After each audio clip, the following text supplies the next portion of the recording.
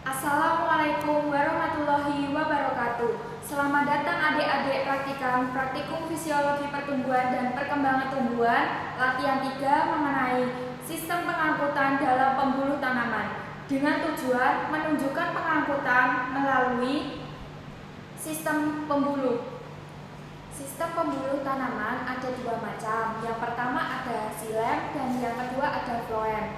Xilem sendiri adalah pengangkutan dari zat hara atau akar menuju ke tumbuhan. Sedangkan floem adalah pengangkutan hasil fotosintesis dari daun menuju seluruh tubuh tumbuhan.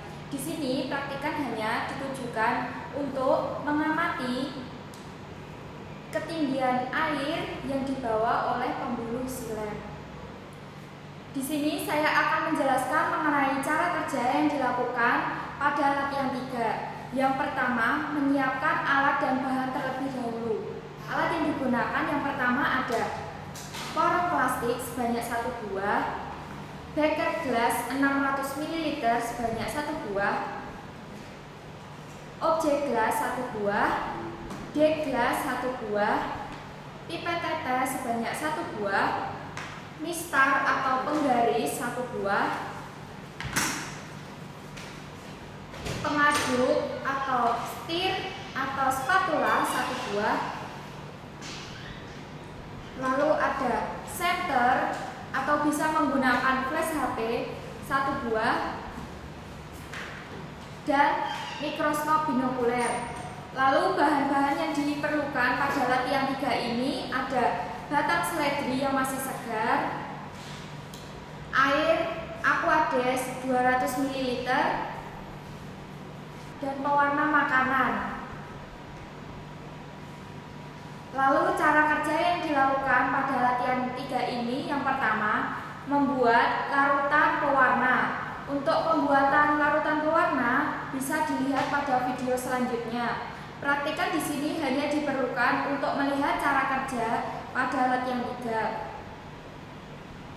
Kemudian, batang seledri yang masih segar tadi dimasukkan ke dalam larutan pewarna yang sudah jadi.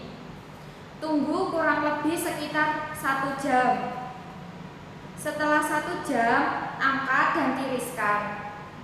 Lalu diamati ketinggian resapannya menggunakan senter atau flash HP.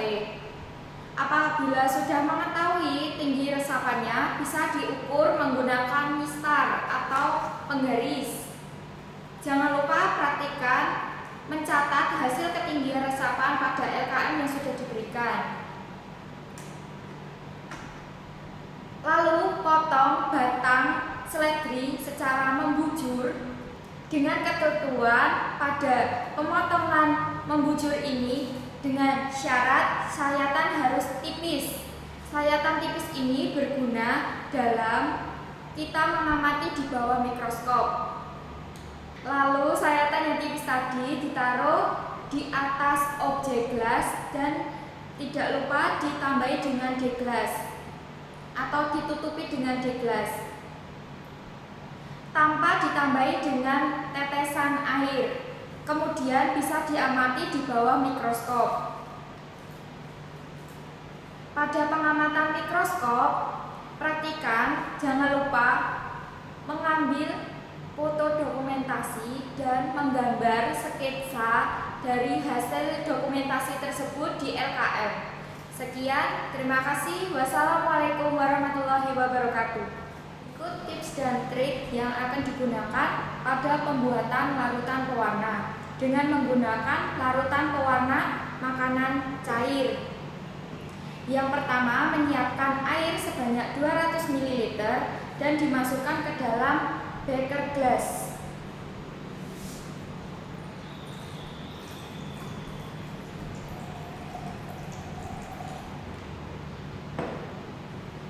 Lalu ditambahkan larutan pewarna atau pewarna makanan sebanyak 1 tetes ke dalam beker gelas.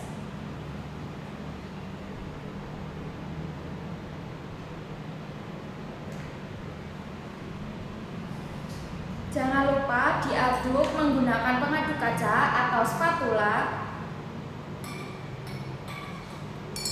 agar warnanya tercampur merata.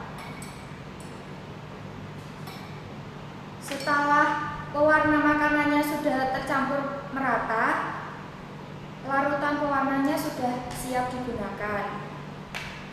Selain menggunakan pewarna makanan cair, bisa menggunakan pewarna makanan bubuk dengan takaran seujung sendok teh. Lalu ditambahkan dengan air sebanyak 200 ml sehingga warnanya merah transparan seperti ini.